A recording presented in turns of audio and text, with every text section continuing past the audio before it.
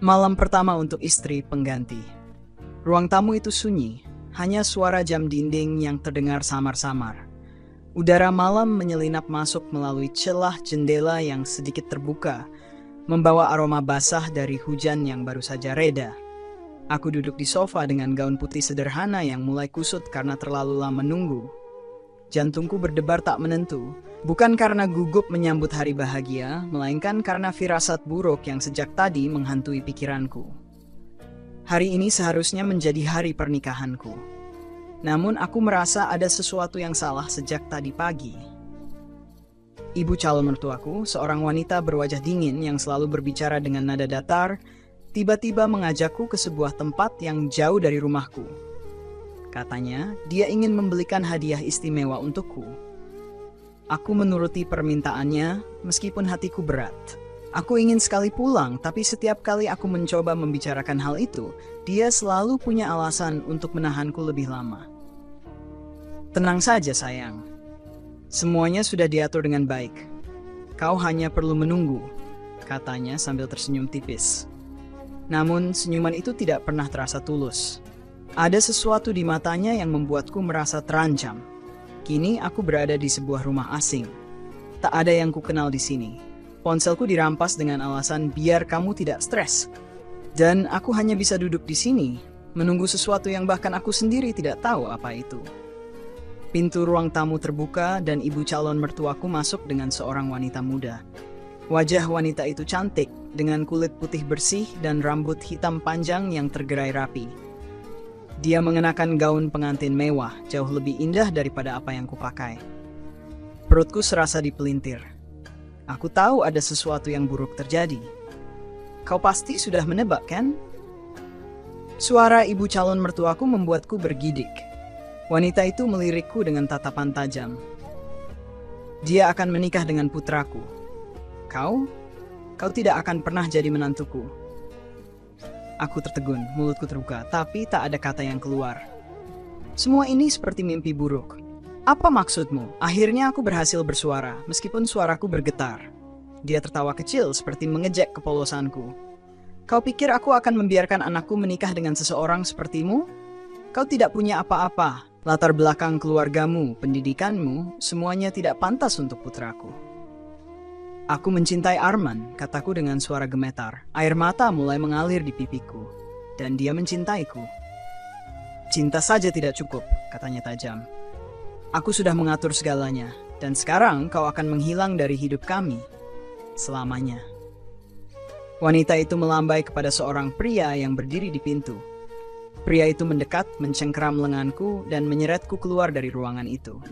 Aku berteriak, memohon agar mereka melepaskanku. Tapi tak ada yang peduli. Mereka membawaku ke sebuah mobil dan mengunciku di dalamnya. Mobil melaju dengan cepat, meninggalkanku dalam kegelapan. Aku tak tahu kemana mereka membawaku, tapi satu hal yang pasti. Hidupku yang selama ini kuimpikan bersama Arman, hancur begitu saja. Mobil berhenti mendadak di sebuah rumah tua yang tampak tak terurus. Aku diseret keluar, meskipun aku melawan sekuat tenaga. Tanganku diborgol ke sebuah kursi kayu di dalam ruangan gelap yang hanya diterangi oleh satu lampu redup di langit-langit. Nafasku tersengal-sengal, tapi tidak ada gunanya mencoba melawan pria kekar yang berdiri di sudut ruangan dengan ekspresi datar. Aku mendengar langkah kaki mendekat. Pintu terbuka, dan seorang wanita paruh baya masuk. Dia membawa nampan berisi makanan dan minuman, tetapi aku tidak merasa itu tanda kebaikan. Aku hanya menatapnya tanpa berkata-kata. Kau makan saja dulu. Kau akan butuh tenaga, katanya dengan nada dingin. Apa yang kalian inginkan dariku? Aku berteriak marah, tapi hanya ada kekosongan dalam sorot matanya. Dia meletakkan nampan di meja kecil, lalu pergi tanpa menjawab. Malam itu terasa sangat panjang. Aku tidak tahu apa rencana mereka, tapi ketakutan membuatku sulit berpikir jernih. Aku mencoba mengingat bagaimana wajah Arman terakhir kali aku melihatnya, tapi bayangan itu terasa semakin jauh. Apakah dia tahu aku diculik? Apakah dia mencariku? Keesokan paginya, aku mendengar suara riuh dari luar rumah. Aku mengintip melalui jendela kecil di sudut ruangan. Ada kerumunan orang, Dan di tengahnya aku melihat Arman berdiri di samping wanita yang kemarin kulihat mengenakan gaun pengantin. Mereka sedang diarak menuju pelaminan. Hatiku hancur, dia benar-benar menikah dengan wanita itu. Meskipun aku tidak tahu apakah dia melakukannya karena kemauan sendiri atau karena dipaksa, rasa sakit yang menjalar di dadaku tak bisa diabaikan. Aku ingin berteriak, tapi suaraku tercekat. Aku hanya bisa menangis dalam diam, menyaksikan pernikahan yang seharusnya menjadi milikku. Beberapa tahun berlalu. Aku akhirnya berhasil melarikan diri dari neraka itu setelah seorang penjaga lengah. Aku tidak tahu kemana harus pergi. Semua yang kumiliki sudah direnggut dariku. Tapi satu hal yang kutahu pasti, aku harus kembali ke rumah itu, ke tempat semuanya berawal. Bukan untuk memohon keadilan, tetapi untuk membuka tabir kejahatan yang telah menghancurkan hidupku. Ketika aku tiba di rumah besar itu, suasana sudah berbeda. Taman yang dulu terawat kini dipenuhi rumput liar. Aku mengetuk pintu tapi tidak ada jawaban. Aku mencoba mendorongnya dan pintu itu terbuka begitu saja. Di dalam aku menemukan Arman duduk di ruang tamu dengan wajah yang jauh lebih tua dari usianya. Mata kami bertemu dan dia terkejut melihatku. Dia berdiri perlahan seolah tidak percaya. Kau masih hidup? Suaranya parau. Apa yang kau pikirkan selama ini? Tanyaku dingin. Apa kau pernah mencariku, Arman? Atau kau begitu saja melupakan aku seperti yang ibumu inginkan? Dia terdiam. Matanya mulai basah, tapi aku tidak peduli. Aku di sini bukan untuk menerima penyesalan. Aku ingin jawaban. Aku ingin kebenaran. Ibuku bilang kau meninggalkanku. Dia bilang kau memutuskan untuk pergi, katanya akhirnya. Aku tertawa pahit. Dia menculikku, Arman. Dia mengunci aku di sebuah tempat terpencil selama bertahun-tahun. Dan kau percaya begitu saja dengan ceritanya? Dia tergagap, tidak mampu membalas. Istrimu? Aku menoleh ke arah foto yang tergantung di dinding. Ada foto pernikahan mereka. Senyuman palsu di wajah wanita itu tampak begitu jelas bagiku sekarang. Dia pergi. Kami bercerai 2 tahun lalu, jawabnya pelan. Aku menghela napas panjang. Luka di hatiku masih menganga, tapi aku tahu ini bukan waktunya untuk meratapi nasib. Aku harus menemukan bukti atas semua yang dilakukan Ibu Arman. Aku harus memastikan dia membayar atas apa yang telah dilakukannya. Di mana ibumu? Tanyaku. Dia menatapku dengan ragu, lalu menggeleng. Aku tidak tahu. Setelah kami bercerai, dia pergi entah kemana. Tapi aku yakin dia masih di kota ini. Aku tahu itu hanya awal dari pencarianku. Semua rasa sakit, semua kehilangan harus memiliki akhir. Aku bersumpah, kali ini aku tidak akan kalah lagi. Arman berdiri mematung di hadapanku. Sorot matanya masih berisi keterkejutan, mungkin juga rasa bersalah. Tapi aku tidak peduli. Aku sudah cukup menderita karena kebodohannya yang begitu mudah percaya pada kebohongan ibunya. Aku menyapu pandangan ke seluruh ruangan, mencoba mengumpulkan petunjuk. Arman, kau pasti tahu sesuatu. Jangan berpura-pura tidak tahu, kataku dingin, mataku tak lepas dari wajahnya. Aku benar-benar tidak tahu di mana ibuku sekarang, jawabnya. Suaranya lemah. Setelah perceraianku dengan Alia, dia seperti menghilang. Aku tidak pernah mendengar kabar darinya lagi. Alia, aku mengulang namanya dengan nada mencemooh. Jadi dia adalah wanita yang kau nikahi saat aku diculik? Wanita yang dipilih ibumu? Arman menundukkan kepalanya. Ya, ibuku memaksaku menikahinya. Dia bilang kau sudah tidak ingin melanjutkan hubungan ini, bahwa kau memilih pergi daripada menikah denganku. Aku percaya padanya. Tapi setelah pernikahan itu, semuanya terasa salah. Aku mendekat, menatapnya tajam. Salah? Kau menyadari itu setelah bertahun-tahun, Arman? Aku kehilangan segalanya karena keluargamu. Aku kehilangan hidupku. Dan kau hanya berdiri di sana, menerima semua yang ibumu katakan?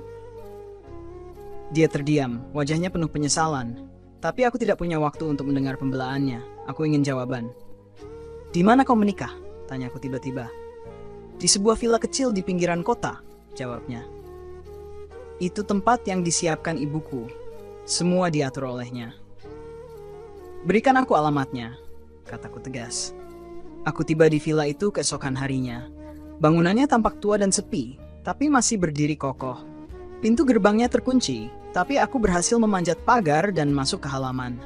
Taman di depannya penuh dengan dedaunan kering, menambah kesan suram pada tempat itu. Aku membuka pintu depan yang ternyata tidak terkunci. Udara di dalamnya lembab dan pengap, seperti sudah lama tidak dihuni. Aku menyusuri ruangan demi ruangan, mencari petunjuk yang mungkin ditinggalkan. Di salah satu kamar, aku menemukan sebuah kotak kayu tua di atas meja. Di dalamnya ada tumpukan surat dan dokumen. Jantungku berdegup kencang saat aku membaca isi surat-surat itu.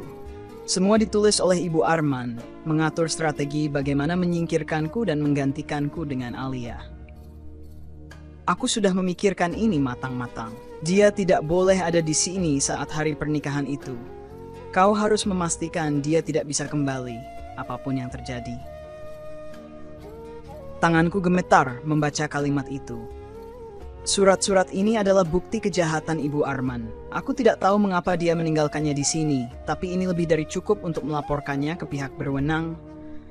Tiba-tiba aku mendengar suara langkah kaki dari arah belakang.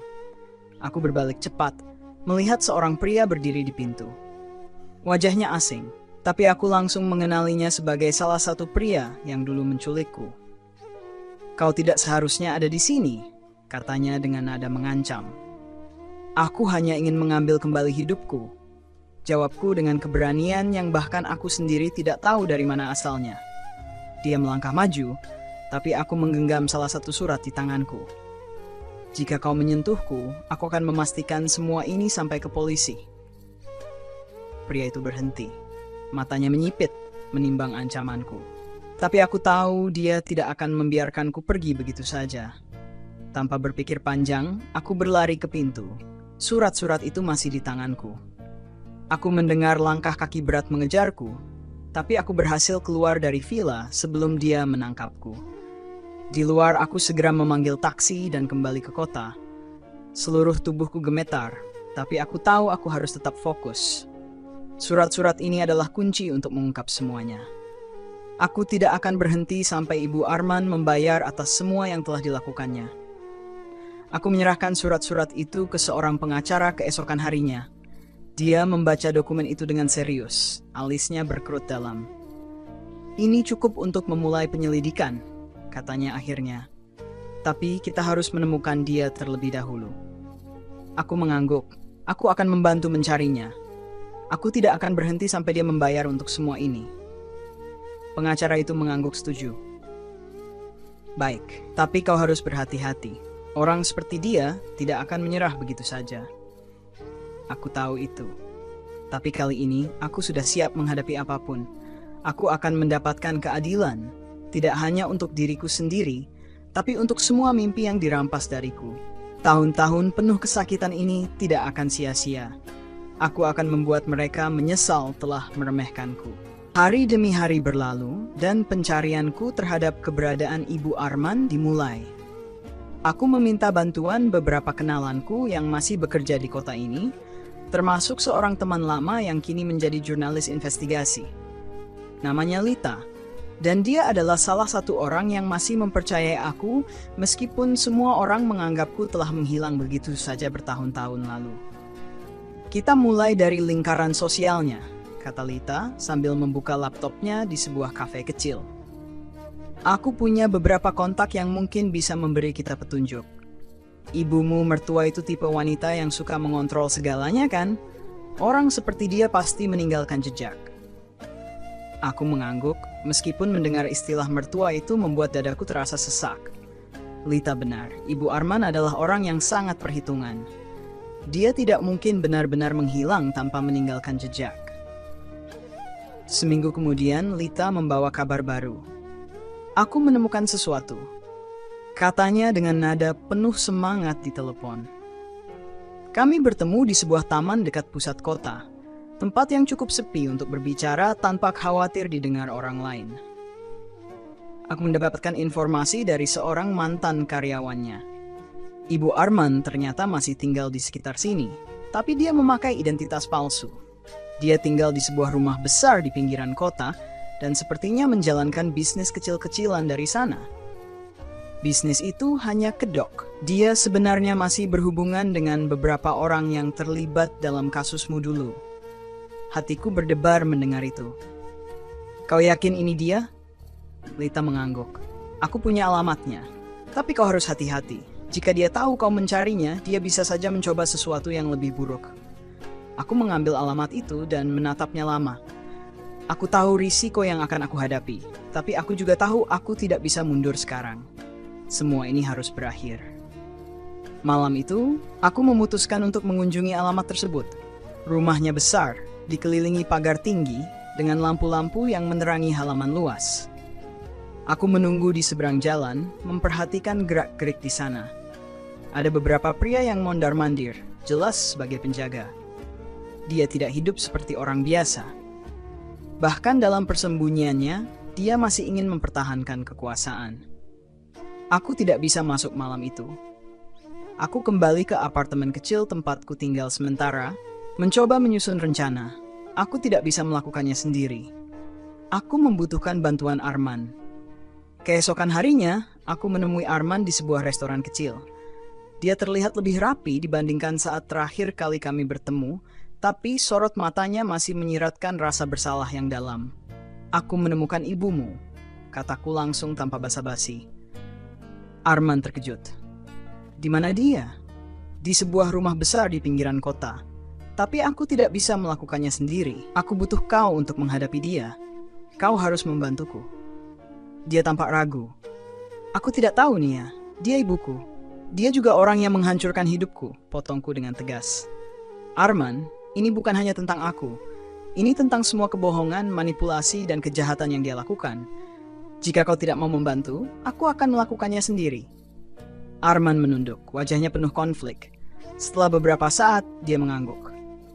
Baiklah, aku akan membantumu. 2 malam kemudian, kami kembali ke rumah itu bersama Lita. Kali ini, kami membawa seorang detektif swasta yang setuju membantu kami dengan imbalan surat-surat yang telah aku serahkan kepada pengacara. Kami mengawasi rumah itu dari kejauhan, menunggu saat yang tepat untuk masuk. Ketika para penjaga mulai berkurang, kami bergerak. Aku, Arman, dan detektif itu menyelinap masuk melalui gerbang samping. Lita tetap di luar, bersiap memanggil bantuan jika terjadi sesuatu. Di dalam, suasana rumah itu terasa mencekam. Ada aroma wangi bunga yang menyengat bercampur dengan bau pengap. Kami berjalan perlahan menyusuri lorong, mendengar suara-suara samar dari ruang tengah. Aku mengintip ke dalam dan di sana duduk seorang wanita yang tak pernah bisa kulupakan. Ibu Arman. Dia terlihat lebih tua dari terakhir kali aku melihatnya, tapi tatapannya tetap dingin dan menusuk. Di tangannya dia memegang sebuah buku catatan kecil, tampaknya sedang memeriksa sesuatu. Aku melangkah masuk tanpa ragu, membuat dia terkejut. Kau, katanya dengan nada penuh kebencian. Bagaimana kau bisa sampai di sini? Aku kembali untuk apa yang kau curi dariku. Jawabku dengan suara tenang tapi penuh kemarahan. Dia berdiri, matanya menyipit. Kau seharusnya sudah lenyap dari hidup kami. Aku memastikan itu. Tapi aku masih di sini, kataku sambil mengeluarkan salinan surat-surat yang kutemukan di villa. Dan kali ini, kau tidak akan lolos. Tegangan di dalam ruangan itu meningkat. Ibu Arman tidak langsung menyerah, dan aku tahu ini hanya permulaan dari konfrontasi yang lebih besar. Tapi untuk pertama kalinya dalam hidupku, aku merasa memiliki kendali. Aku tidak akan berhenti sampai semua kebenaran terungkap, dan keadilan akhirnya berpihak padaku. Ibu Arman berdiri kaku, matanya menatap tajam padaku. Bibirnya terkatup rapat, tapi sorot matanya penuh dengan perhitungan. Aku bisa merasakan kemarahannya, tapi juga keterkejutannya. Dia tidak menyangka aku akan kembali, apalagi dengan keberanian seperti ini. Aku tidak punya waktu untuk permainan ini, katanya dingin, mencoba mengambil kendali situasi. Keluar dari rumahku sebelum aku memanggil orang-orangku. Aku tersenyum tipis, meskipun seluruh tubuhku bergetar. Oh, kau tidak punya waktu? Tidak apa-apa, aku punya banyak waktu untuk membongkar semua kebusukanmu. Orang-orangmu, silakan panggil mereka. Aku tidak takut lagi, Bu. Suara langkah Arman terdengar dari belakangku. Dia muncul di ambang pintu, wajahnya tegang. Ketika ibu dan anak itu saling bertatapan, suasana ruangan menjadi semakin panas. Arman? Suaranya melemah sedikit, seolah tidak percaya anaknya ada di sana. Cukup, Bu, katanya tegas, sesuatu yang jarang ku dengar darinya. Aku tahu semuanya. Aku tahu kau menculik Nia. Aku tahu kau memaksaku menikahi Alia. Aku percaya padamu waktu itu, tapi sekarang aku tahu siapa dirimu sebenarnya. Matanya melebar. Untuk pertama kalinya dia terlihat goyah. Kau tidak mengerti, nak. Aku melakukan semua ini untuk melindungimu. Untuk memastikan masa depanmu aman. Perempuan ini, dia menudingku dengan kasar. Dia bukan pilihan yang tepat untukmu. Aku hanya melakukan apa yang harus dilakukan seorang ibu. Arman melangkah maju, suaranya mulai bergetar. Melindungiku dengan menghancurkan hidup orang lain, dengan membohongiku bertahun-tahun. Kau tidak melakukan ini untuk kubu, kau melakukannya untuk dirimu sendiri, untuk egomu. Ibu Arman mencoba memotong, tapi Arman melanjutkan. Aku kehilangan cinta sejati karena kau. Pernikahanku dengan Alia hancur karena dia tidak pernah benar-benar mencintaiku, dan aku tidak pernah mencintainya. Hidupku kosong, Bu, dan semua ini karena dirimu. Aku berdiri diam, menyaksikan emosi yang meluap-luap di antara mereka. Hati kecilku sakit melihat Arman, tapi aku tahu dia harus menghadapi kenyataan ini. Dia harus tahu betapa dalam luka yang ditinggalkan ibunya. Aku akan menyerahkan semuanya ke polisi, kataku tiba-tiba, memecah keheningan yang mencekam. Semua surat-surat ini, semua bukti yang kutemukan, kau tidak akan bisa lari lagi. Ibu Arman menatapku dengan kebencian yang membara. Kau pikir polisi akan percaya padamu? Aku bisa membalikkan semuanya. Aku punya koneksi. Kau tidak punya apa-apa. Aku mendekatinya perlahan, mengangkat salinan surat-surat itu di depan wajahnya. Kau salah. Aku punya lebih dari cukup. Dan kali ini, tidak ada koneksimu yang bisa menyelamatkanmu. Dia mencoba meraih surat-surat itu, tapi aku mundur cepat. Detektif yang datang bersama kami muncul dari belakang, membawa borgol di tangannya.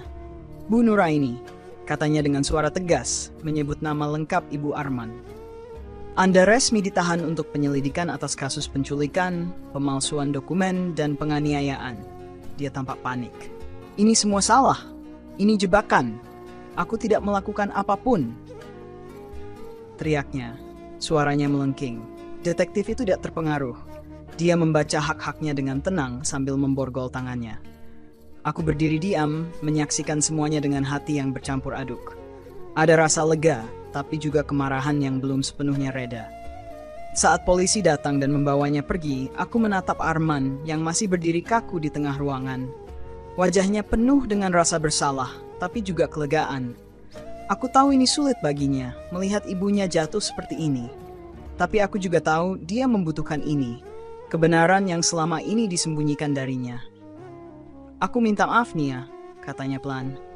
Untuk semuanya, untuk kebodohanku, untuk tidak mempercayaimu, untuk semua luka yang kubiarkan terjadi padamu. Aku menghela napas panjang. Arman, maaf saja tidak cukup. Tapi aku tidak di sini untuk membencimu. Aku hanya ingin hidupku kembali. Aku ingin keadilan. Dia mengangguk pelan, menunduk. Aku tahu. Dan aku akan membantumu apapun yang kau butuhkan. Aku tidak menjawab. Aku tidak yakin apa yang aku rasakan terhadapnya sekarang. Tapi satu hal yang pasti, aku telah memenangkan langkah pertama dari pertempuran panjang ini. Dan aku tidak akan berhenti sampai semuanya selesai. Beberapa minggu setelah penangkapan Ibu Arman, konflik baru mulai muncul, seperti yang sudah kuduga. Dia tidak tinggal diam. Dari balik jeruji besi, dia mengatur langkah-langkah untuk mencoba melawan balik. Pengacaranya, seorang pria tua dengan reputasi licik, mengajukan berbagai argumen untuk membantah tuduhan-tuduhan yang diajukan. Hari itu, aku sedang duduk di ruang tamu apartemen kecilku ketika teleponku berdering. Itu Lita. Nia, kau harus tahu ini, katanya dengan nada tegang. Pengacara Ibu Arman mengajukan dokumen ke pengadilan. Dia mengklaim kau memalsukan semua bukti itu untuk menjatuhkan nama baik kliennya. Jantungku berdegup kencang. Apa? Itu gila. Semua bukti itu nyata. Ada surat-surat, ada saksi, dan detektif itu sendiri melihat semuanya. Aku tahu, kata Lita. Tapi mereka akan mencoba segalanya untuk mendiskreditkanmu. Kau harus siap. Malam itu, aku menghubungi Arman. Kami bertemu di sebuah kafe yang sepi, jauh dari keramaian. Aku meletakkan secangkir kopi di depanku tanpa menyentuhnya. Arman, ibu melawan. Dia mencoba membalikkan keadaan dengan mengatakan aku memalsukan semua ini. Wajah Arman mengeras. Aku tahu dia akan mencoba sesuatu. Dia tidak pernah menerima kekalahan begitu saja. Aku menatapnya tajam. Kau harus menjadi saksiku, Arman. Kau tahu apa yang terjadi. Kau tahu semua ini adalah ulahnya. Dia menghela napas panjang, seolah mencoba menenangkan diri. Aku akan bersaksi, Nia, tapi kau harus tahu, ini tidak akan mudah. Dia akan menggunakan segala cara untuk menghancurkan kita. Aku tahu dia benar, tapi aku tidak punya pilihan. Aku tidak peduli, Arman. Aku sudah kehilangan terlalu banyak. Aku tidak akan membiarkan dia menang lagi. Seminggu kemudian, persidangan dimulai. Ruang sidang penuh dengan ketegangan. Ibu Arman duduk di kursi terdakwa, wajahnya tetap angkuh meskipun situasinya genting. Pengacaranya berdiri dengan percaya diri, mencoba memutarbalikkan fakta-fakta dengan argumen yang dibuat-buat. Klien saya adalah seorang ibu yang hanya ingin melindungi anaknya, katanya dengan suara lantang. Semua tuduhan ini tidak lebih dari upaya balas dendam seorang wanita yang merasa dikhianati. Aku mengepalkan tangan di bawah meja, mencoba menahan amarah. Tapi aku tahu ini belum waktunya untuk berbicara. Saat giliranku tiba, aku berdiri di depan hakim, menceritakan semuanya dengan jelas, dari awal penculikan hingga bukti yang kutemukan di villa. Pengacara Ibu Arman mencoba menyerang balik. Bagaimana kami tahu bahwa bukti itu tidak direkayasa? Bukankah Anda memiliki dendam pribadi terhadap klien saya? Aku menatapnya tajam. Dendam pribadi? Ya, aku terluka. Hidupku hancur karena perbuatan klien Anda. Tapi bukti ini nyata. Surat-surat itu ditulis dengan tangan Ibu Arman. Apakah dendamku membuat tinta di atas kertas itu? Dia terdiam, tapi hanya sesaat. Lalu, mengapa Anda tidak melaporkan ini bertahun-tahun yang lalu? Mengapa Anda baru muncul sekarang? Aku menarik napas dalam. Karena aku tidak punya pilihan saat itu. Aku diculik. Aku ditinggalkan tanpa siapapun untuk mempercayai ceritaku. Tapi sekarang aku punya keberanian untuk kembali dan menghadapi semuanya. Hakim mengangguk pelan seolah mempertimbangkan kata-kataku. Tapi ketegangan belum berakhir. Saat sesi persidangan berikutnya, Ibu Arman memainkan kartu terakhirnya. Dia memanggil seorang saksi palsu, seorang pria yang mengaku melihatku merencanakan untuk menjebaknya. Saksi itu dengan percaya diri memberikan kesaksian palsunya, dan aku merasa dunia runtuh di sekitarku. Dia membayar orang itu, bisik Lita di sampingku, suaranya penuh kemarahan. Aku yakin, aku akan mencari tahu siapa dia. Arman berdiri untuk memberikan kesaksian, wajahnya penuh ketegangan. Semua ini adalah kebohongan, katanya dengan tegas. Aku adalah anaknya, dan aku tahu siapa ibuku sebenarnya. Dia memanipulasi semua orang, termasuk aku. Aku percaya padanya dulu, tapi tidak lagi. Semua yang Nia katakan adalah kebenaran. Ibu Arman tampak terpukul oleh pernyataan itu. Wajahnya berubah, seolah dia baru menyadari bahwa dia kehilangan segalanya. Tapi ia tidak menyerah. Dengan suara rendah tapi penuh kebencian, dia berkata, "Arman, kau adalah anakku. Bagaimana bisa kau berdiri di pihak wanita ini dan melawan darah dagingmu sendiri?" Arman menatapnya dengan mata berkaca-kaca. "Karena aku lelah menjadi bonekamu, Bu. Aku lelah hidup dalam kebohongan, dan aku lelah melihat orang-orang menderita karena ambisimu." Persidangan itu menjadi pertempuran emosional yang menguras tenaga. Tapi aku tidak akan mundur. Aku tahu kebenaran ada di pihakku, dan aku tidak akan membiarkan ketidakadilan menang lagi. Hari-hari setelah persidangan menjadi medan perang yang tak kalah melelahkan. Pihak pengacara Ibu Arman terus mencari celah untuk menyerang, sementara aku dan timku, Arman, Lita, dan detektif swasta yang membantu kami, berusaha menguatkan posisi. Lita yang bekerja tanpa lelah, akhirnya menemukan sesuatu yang sangat penting. Saksi palsu yang dibawa oleh Ibu Arman ternyata memiliki catatan kriminal, termasuk keterlibatan dalam kasus serupa sebelumnya. Dia seorang pemalsu profesional, kata Lita sambil meletakkan tumpukan dokumen di meja. Dia pernah bekerja untuk klien kaya lainnya yang ingin menjatuhkan orang dengan cara licik. Ini bukti kuat untuk mendiskreditkan kesaksiannya. Aku menarik napas lega, meskipun hanya sesaat. Ini berita bagus, tapi apakah cukup untuk membuat pengadilan berpihak pada kita? Kita harus melawan lebih keras, jawab Lita. Kebenaran ada di pihak kita, tapi tanpa tekanan yang cukup, hukum bisa dipermainkan. Sesi persidangan berikutnya, pengacara kami dengan percaya diri mempresentasikan temuan Lita. Bukti itu diterima oleh hakim sebagai materi penting, dan saksi palsu akhirnya dipanggil kembali untuk memberikan keterangan tambahan. Wajah pria itu pucat saat pengacara kami mulai menggali detail latar belakangnya.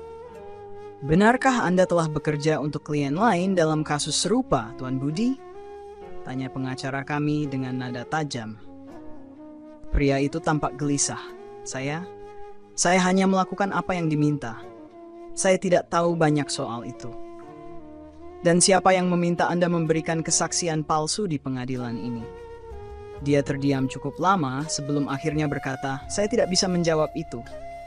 Tidak bisa atau tidak mau. Pengacara kami mendesaknya. Pria itu tidak menjawab lagi. Wajahnya yang penuh rasa bersalah sudah cukup untuk menunjukkan pada semua orang apa yang sebenarnya terjadi. Itu adalah momen penting yang membuat posisi Ibu Arman semakin goyah. Di luar ruang sidang, aku bertemu Arman. Dia duduk di bangku panjang, wajahnya terlihat lelah dan kosong. Aku mendekatinya dengan hati-hati. Terima kasih sudah bersaksi, kataku pelan. Dia mengangkat wajahnya mencoba tersenyum meskipun jelas sulit. Aku tidak tahu apakah ini cukup untuk menebus semuanya, Nia. Aku masih merasa bersalah karena tidak melakukan apapun saat semuanya terjadi. Aku duduk di sebelahnya, mencoba memahami apa yang dia rasakan. Arman, aku tidak tahu apakah aku bisa sepenuhnya memaafkanmu. Tapi aku tahu satu hal, kebenaran ini tidak akan terungkap tanpa keberanianmu. Itu berarti banyak. Dia mengangguk pelan. Aku hanya ingin kau tahu, Nia. Aku benar-benar menyesal. Dan jika aku bisa mengubah sesuatu, aku akan melakukannya. Aku menatapnya lama. Ada bagian dari hatiku yang masih sakit, tapi ada juga bagian kecil yang merasa lega. Arman telah memilih untuk berdiri di pihak yang benar, meskipun itu berarti melawan ibunya sendiri. Seminggu kemudian, pengadilan mencapai klimaksnya. Semua bukti dan kesaksian telah disampaikan dan hakim akhirnya memberikan putusannya. Ibu Arman dinyatakan bersalah atas penculikan, pemalsuan dokumen, dan penganiayaan. Hukuman yang dijatuhkan cukup berat, bertahun-tahun penjara tanpa kemungkinan pembebasan bersyarat dalam waktu dekat. Ketika putusan itu dibacakan, aku merasakan beban berat yang selama ini menghimpit dadaku perlahan terangkat. Namun, aku juga merasakan kelelahan yang luar biasa. Ini bukan hanya kemenangan, tapi juga akhir dari perjuangan panjang yang telah menguras segalanya dariku. Di luar ruang sidang, Ibu Arman menatapku untuk terakhir kalinya saat dia dibawa pergi. Wajahnya tidak lagi penuh kemarahan, melainkan sesuatu yang mendekati kehancuran. Dia tidak mengatakan apa-apa, hanya melirik Arman sebentar sebelum menghilang di balik pintu. Beberapa bulan berlalu, dan aku mencoba memulai hidup baru. Aku kembali ke pekerjaanku sebagai desainer, sesuatu yang selalu menjadi pelarianku dari kenyataan. Arman juga memutuskan untuk pindah dari rumah besar itu, meninggalkan kenangan buruk yang selama ini membebani dirinya. Suatu sore, dia datang ke apartemenku. Kali ini tanpa undangan, tapi aku tidak menolak. Nia, aku ingin bicara, katanya dengan nada serius. Aku mengangguk, mempersilakannya masuk. Apa yang ingin kau bicarakan? Dia menarik napas dalam. Aku tahu aku tidak punya hak untuk meminta apapun darimu. Tapi aku ingin tahu, apakah ada kesempatan untuk memulai lagi? Aku tahu aku telah menghancurkan segalanya, tapi aku ingin menebusnya. Jika kau mengizinkan. Kata-katanya membuatku terdiam. Aku tidak tahu harus berkata apa. Aku telah melalui begitu banyak luka dan meskipun sebagian telah sembuh, aku tidak yakin apakah aku siap untuk membuka hati lagi. Arman, aku butuh waktu, jawabku akhirnya. Aku butuh waktu untuk memikirkan semuanya. Bukan hanya tentangmu, tapi juga tentang diriku sendiri. Dia mengangguk, menerima jawaban itu dengan tenang. Aku mengerti. Aku hanya ingin kau tahu, aku tidak akan pergi kemanapun. Aku akan menunggumu. Saat dia pergi, aku duduk sendirian di apartemen kecilku, memikirkan semua yang telah terjadi. Hidupku mungkin tidak akan pernah benar-benar kembali seperti dulu, tapi untuk pertama kalinya aku merasa punya kendali. Dan mungkin, hanya mungkin, ini adalah awal dari sesuatu yang baru. Malam itu, aku duduk termenung di balkon apartemenku, memandangi lampu-lampu kota yang berkelip-kelip. Udara malam yang dingin menusuk kulitku, tapi pikiranku lebih sibuk memikirkan percakapan terakhir dengan Arman. Kata-katanya terus terngiang di benakku, tentang kesempatan, tentang penebusan, dan tentang kesediaannya menunggu. Sebagian hatiku ingin memberinya kesempatan. Bukan karena aku masih mencintainya seperti dulu, tetapi karena aku melihat perubahan nyata dalam dirinya. Namun, bagian lain dari diriku masih dihantui oleh luka-luka yang ditinggalkan oleh masa lalu. Kepercayaan yang pernah kusimpan untuknya telah hancur dan aku takut membangunnya kembali hanya untuk dihancurkan lagi. Beberapa minggu berlalu dan hidupku mulai berjalan lebih stabil. Aku menerima banyak proyek desain baru yang membantuku tetap sibuk, bahkan hingga larut malam. Pekerjaan adalah pelarianku sih, tapi aku tahu itu tidak akan bisa menggantikan kekosongan yang masih terasa di dalam hati. Lalu suatu sore, aku menerima panggilan telepon dari nomor tak dikenal. Suaranya terdengar familiar, tapi aku tidak langsung mengenalinya. "Nia," kata suara itu dengan nada hati-hati. "Ini Alia." Aku terdiam beberapa saat, terkejut. Alia, wanita yang menikah dengan Arman atas rencana busuk ibu mertuanya? Wanita yang selama ini menjadi bagian dari luka-luka yang kualami? Apa yang dia inginkan dariku sekarang? "Ada apa?" tanyaku dingin. "Aku tahu kau tidak ingin bicara denganku," katanya cepat. "Tapi aku harus bertemu denganmu. Ada sesuatu yang penting yang harus kau tahu." Aku menghela napas panjang, merasa ragu. Aku tidak tahu apakah aku ingin mendengarnya, Alia. Aku sudah cukup lelah dengan drama ini. "Tolong," pintanya, suaranya hampir seperti bisikan. "Hanya satu kali saja. Setelah itu, aku tidak akan mengganggumu lagi." Setelah beberapa saat berpikir, aku akhirnya setuju. Rasa penasaran mengalahkan keenggananku. Kami sepakat bertemu di sebuah kafe kecil di pinggir kota. Saat aku tiba, Alia sudah menungguku di meja paling sudut. Wajahnya terlihat cemas dan lelah. "Nia," katanya pelan ketika aku duduk di hadapannya. "Terima kasih sudah datang." "Apa yang kau mau?" tanyaku tanpa basa-basi. Dia menghela napas panjang, menunduk sejenak sebelum menatapku lagi. "Aku ingin minta maaf untuk semuanya, untuk ikut dalam permainan Ibu Arman. Aku tahu aku salah, tapi aku tidak tahu harus bagaimana waktu itu." Aku menatapnya tajam, mencoba membaca ekspresi di wajahnya. "Kenapa sekarang? Kenapa setelah semua yang terjadi kau baru ingin bicara?" Dia menelan ludah, tampak gugup.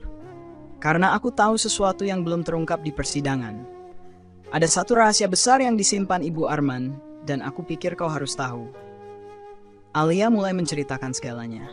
Ternyata, rencana Ibu Arman jauh lebih gelap daripada yang pernah kubayangkan. Dia tidak hanya menculikku dan memaksa Arman menikahi Alia. Ada rahasia lain yang lebih mencengangkan. Dia telah memalsukan wasiat ayah Arman, merebut harta yang seharusnya menjadi milik Arman dan keluarganya. Dia memanfaatkan kekuatannya untuk menyingkirkan siapapun yang menghalanginya, kata Alia dengan suara bergetar. Dan aku ikut terjebak dalam semua ini. Dia mengancamku, mengatakan bahwa aku tidak punya pilihan. Aku mengepalkan tangan di atas meja, berusaha menahan emosi. Jadi, semua ini bukan hanya tentang aku. Dia menghancurkan hidup banyak orang. Alia mengangguk pelan. "Aku tahu aku salah karena tetap diam selama ini. Tapi sekarang, aku ingin membantumu. Aku punya bukti yang mungkin bisa membuka semuanya." Dia menyerahkan sebuah amplop coklat padaku. Tanganku gemetar saat menerimanya. Ketika aku membukanya, isinya adalah salinan dokumen-dokumen lama, termasuk beberapa surat yang menunjukkan transfer aset yang mencurigakan. Ini adalah bukti baru yang bisa memperkuat kasusku. Aku tidak tahu apakah ini cukup, kata Alia, suaranya penuh penyesalan. Tapi aku harap ini bisa membantu.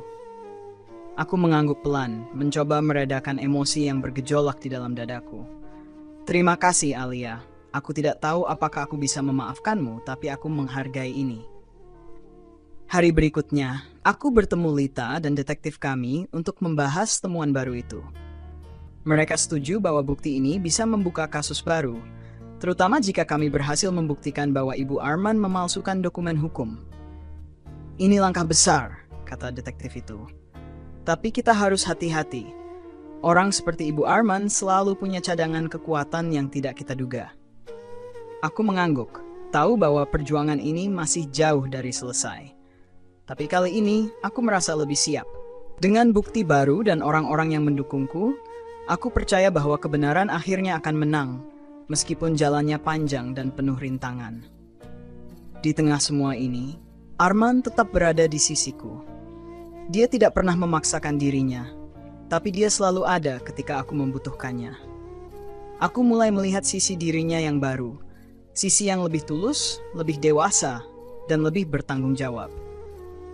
Meskipun aku belum sepenuhnya membuka hati, aku tidak bisa mengabaikan perasaan hangat yang perlahan tumbuh kembali.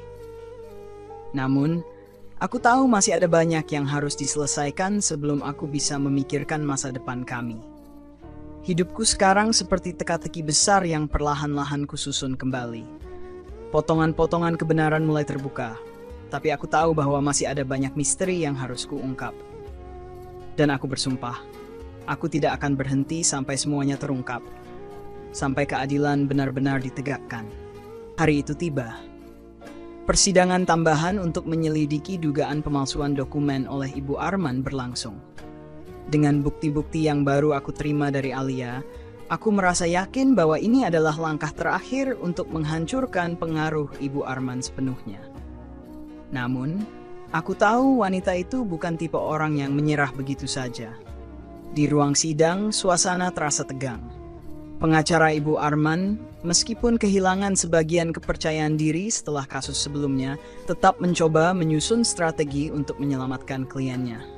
Mereka membantah semua tuduhan dan bahkan menuding aku telah memanipulasi bukti untuk kepentingan pribadiku. Hakim memanggilku ke mimbar untuk bersaksi. Saat aku berdiri di sana, aku merasa setiap mata di ruangan itu tertuju padaku, menunggu apa yang akan kukatakan. Dokumen-dokumen ini, kataku sambil menunjukkan bukti yang kuterima dari Alia, menunjukkan bahwa Ibu Arman telah memalsukan wasiat mendiang suaminya untuk merebut seluruh aset keluarga. Ini bukan hanya pelanggaran hukum, tapi juga penghancuran kepercayaan dalam keluarganya sendiri. Pengacara Ibu Arman bangkit. Bagaimana kami tahu bahwa bukti ini asli? Apakah Anda tidak memiliki motif pribadi untuk menjatuhkan klien saya? Aku menatapnya dengan tenang. Dokumen ini telah diverifikasi oleh ahli forensik. Tinta, kertas, bahkan tanda tangan yang digunakan telah dinyatakan palsu oleh laboratorium independen. Jika Anda ingin menyangkal, silakan periksa sendiri. Wajah pengacara itu berubah pucat. Dia mencoba melanjutkan argumennya, tetapi jelas bahwa posisinya semakin sulit dipertahankan. Sesi persidangan berikutnya menjadi lebih panas. Ibu Arman akhirnya dipanggil untuk memberikan keterangannya. Dia masih berusaha mempertahankan citranya sebagai wanita yang tak bersalah, tetapi tekanan dari bukti-bukti yang terus menumpuk mulai membuatnya goyah. Saat dia berbicara, aku memperhatikan sesuatu yang tidak biasa. Wajahnya yang biasanya penuh percaya diri terlihat semakin gelisah. Tangannya gemetar saat dia menjawab pertanyaan dari hakim. Ada sesuatu yang dia sembunyikan, dan aku tahu itu hanya masalah waktu sebelum semuanya terungkap. Akhirnya, hakim bertanya dengan nada tegas, "Nyonya, apakah Anda mengakui bahwa Anda memalsukan dokumen ini untuk mendapatkan kendali atas aset keluarga?" Dia terdiam cukup lama. Seluruh ruang sidang menahan napas. Kemudian dengan suara rendah tapi penuh kebencian, dia berkata, "Ya, saya melakukannya. Tapi saya tidak menyesal. Semuanya kulakukan untuk melindungi keluarga saya. Semua ini karena Arman terlalu lemah untuk mengambil kendali. Pengakuannya membuat seluruh ruangan terkejut. Bahkan pengacaranya tampak kehilangan kata-kata. Hakim mengetukkan palu, memerintahkan sidang ditunda sementara untuk mempertimbangkan putusan. Saat aku meninggalkan ruang sidang, aku merasa lega sekaligus tegang. Ini adalah akhir dari konflik panjang yang telah menghancurkan hidupku. Tapi aku tahu masih ada satu hal yang belum kuselesaikan, hubunganku dengan Arman. Di luar gedung pengadilan, aku melihatnya berdiri di sudut, menatapku dengan wajah yang sulit kubaca. Aku mendekatinya, mencoba mencari kata-kata yang tepat untuk mengungkapkan perasaanku. Arman, kataku akhirnya, semuanya sudah selesai. Kebenaran akhirnya terungkap. Dia mengangguk pelan. Tapi tidak ada yang benar-benar selesai, Nia. Aku tahu aku telah membuat begitu banyak kesalahan. Aku tidak akan pernah bisa mengubah masa lalu, tapi aku ingin mencoba membangun masa depan jika kau mengizinkan. Aku menghela napas, menatap matanya yang penuh harap. Ada bagian dari diriku yang ingin mempercayainya lagi, tapi ada juga bagian yang masih ragu. Arman, aku butuh waktu, kataku jujur. Aku tidak tahu apakah aku bisa kembali seperti dulu, tapi aku tidak ingin membencimu selamanya. Kita bisa mulai dari awal, sebagai teman. Dia tersenyum tipis, meskipun jelas itu bukan jawaban yang dia harapkan. Aku mengerti, akan menunggumu apapun yang terjadi. Beberapa bulan kemudian, aku mendengar kabar bahwa Ibu Arman menerima hukuman tambahan karena pemalsuan dokumen dan tindak kejahatan lainnya. Rumah besar itu, yang dulu menjadi simbol kekuasaannya, kini disita oleh pemerintah. Semua rencana busuknya telah runtuh. Dan aku tahu dia tidak akan bisa menyakiti siapapun lagi. Aku memutuskan untuk tetap tinggal di kota ini, membangun kembali hidupku dari awal. Aku tidak tahu apa yang akan terjadi di masa depan, tetapi aku merasa lebih kuat, lebih siap menghadapi apapun yang datang. Dan untuk pertama kalinya dalam waktu yang lama, aku merasa damai. Matahari terbenam dengan indah di ufuk barat, memberikan warna keemasan pada langit yang sebelumnya kelabu. Aku duduk di taman kota, menikmati semilir angin yang lembut menerpa wajahku. Di sebelahku, Arman duduk diam, memandangi pemandangan yang sama. Beberapa bulan telah berlalu sejak persidangan terakhir, dan meskipun banyak yang berubah, ada hal-hal yang masih terasa sama. Aku tidak pernah berpikir kita akan sampai di titik ini, kata Arman pelan, memecah keheningan. Aku pikir aku telah kehilanganmu untuk selamanya. Aku tersenyum tipis, tidak menoleh padanya. Arman, hidup tidak selalu seperti yang kita rencanakan. Kadang kita harus kehilangan sesuatu untuk benar-benar menghargainya. Dia mengangguk, lalu menatapku dengan mata yang penuh ketulusan. Aku hanya ingin kau tahu, Nia. Apapun yang terjadi di masa depan, aku bersyukur karena pernah menjadi bagian dari hidupku. Kau mengajarkanku arti keberanian, keteguhan, dan cinta yang sejati. Aku menarik napas dalam, merasakan haru yang menghangatkan hatiku. Dan aku juga belajar sesuatu darimu, Arman. Aku belajar bahwa memaafkan bukan berarti melupakan, tapi memberi diri sendiri kesempatan untuk hidup tanpa beban. Dia terdiam sejenak sebelum berkata, apakah itu berarti kau sudah memaafkanku? Aku menatapnya kali ini, langsung ke dalam matanya. Aku memaafkanmu, Arman. Aku tidak tahu apa yang akan terjadi dengan kita, tapi aku memaafkanmu. Senyum lembut menghiasi wajahnya, dan aku tahu itu adalah awal yang baru. Tidak ada jaminan bahwa kami akan bersama lagi, tapi tidak ada lagi kebencian yang menghalangi kami untuk melangkah ke depan. Beberapa minggu kemudian, aku menerima proyek besar yang mengharuskanku pindah ke kota lain. Sebelum pergi, aku mengunjungi rumah besar yang dulu menjadi saksi bisu dari begitu banyak rasa sakitku. Rumah itu kini kosong, tertutup rapat, tapi aku berdiri di depannya dengan hati yang lebih ringan.